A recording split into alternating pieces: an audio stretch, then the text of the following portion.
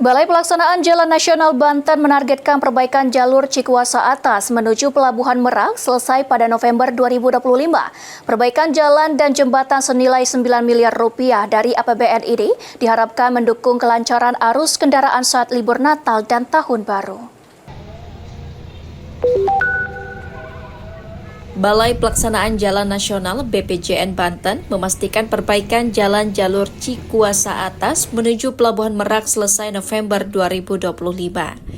Perbaikan jalan dan jembatan senilai 9 miliar rupiah dari APBN ini diharapkan rampung tepat waktu guna mendukung kelancaran arus kendaraan saat Natal dan Tahun Baru nanti.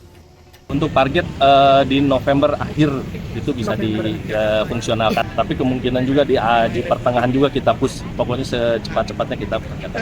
Saat ini kondisinya sudah berapa persen Pak pengerjaan? Sekarang tuh di kondisi ini sendiri 30% ya, karena emang posisi di jembatan ini kan yang krusial di bangunan bawah, itu bikin portal itu sendiri.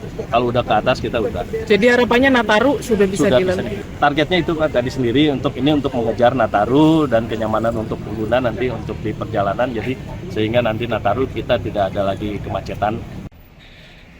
Untuk kelancaran dan keselamatan, jalur Cikuasa Atas masih ditutup sementara. Dengan kendaraan yang menuju atau keluar Pelabuhan Merak dialihkan melalui jalur Cikuasa Bawah. Hingga kini progres pembangunan yang dimulai Juni lalu baru mencapai 30%. Dari Kota Cilegon, Banten, Susmiatun Hayati, Kantor Berita Antara mewartakan.